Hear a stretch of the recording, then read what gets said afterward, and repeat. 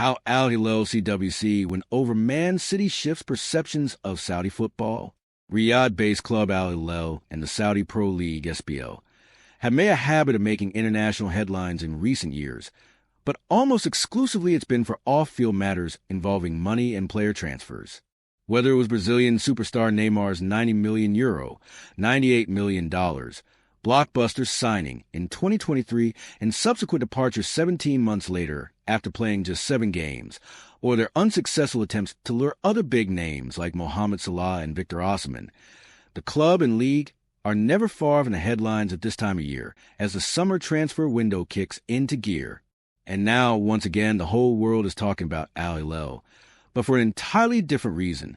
For once, they're talking about the football because al-Hilal has only gone and defeated Manchester City, a star-studded side that has won 4 of the past 5 English Premier League titles and UEFA Champions League title 2 years ago, in the round of 16 at the newly expanded FIFA Club World Cup CWC in the United States.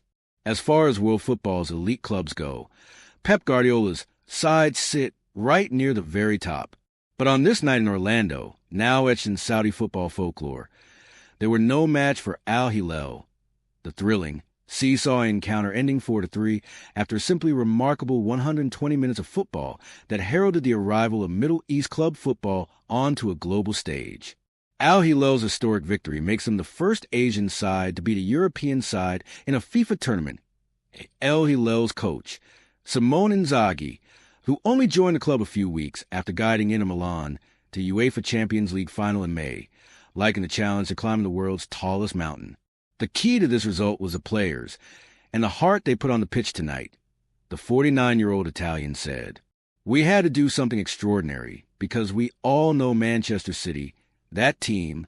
We had to climb Mount Everest without oxygen, and we made it."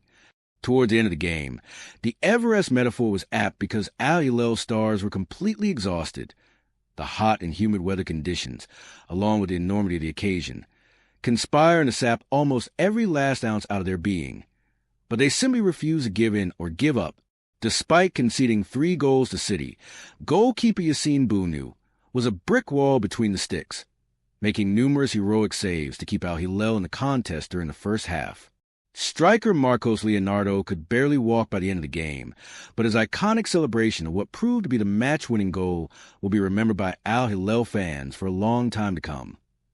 Key midfielders Ruben Neves and Serge Milinkovic-Savic may as well have worn gladiator armor, such as their fight and determination, while unheralded Saudi players, such as Nasser al-Dawsari and Moteb al-Harbi, made a name for themselves on the sport's biggest stage.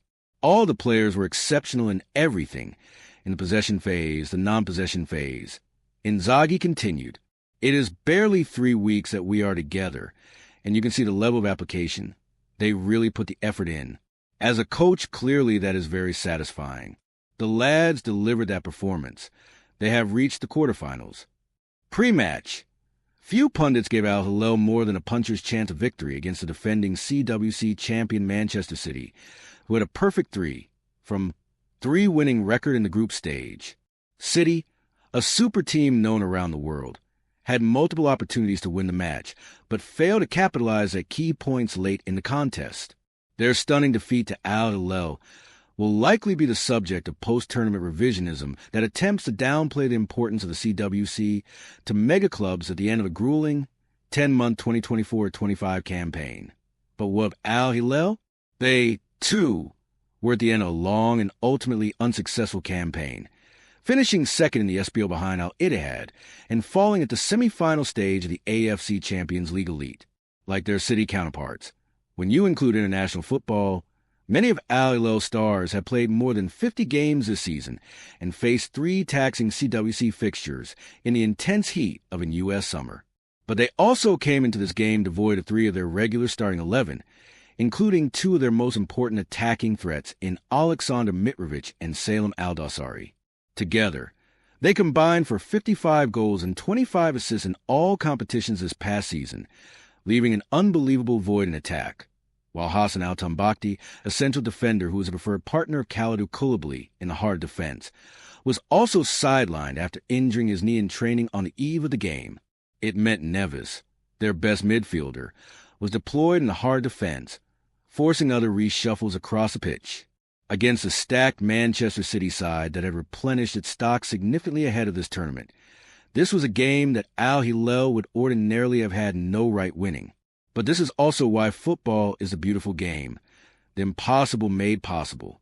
The scenes of celebration in the dressing rooms and across the cafes and streets of Riyadh in the early hours of Tuesday morning were reminiscent of another of Saudi football's recent milestone moments, their 2-1 win over Argentina at the World Cup in Qatar. The shockwaves of this result will reverberate around the football world in the same way. After 2 years of distraction about money and potential star acquisitions at al-Hilal, this match was a coming-out party for club football in Saudi Arabia.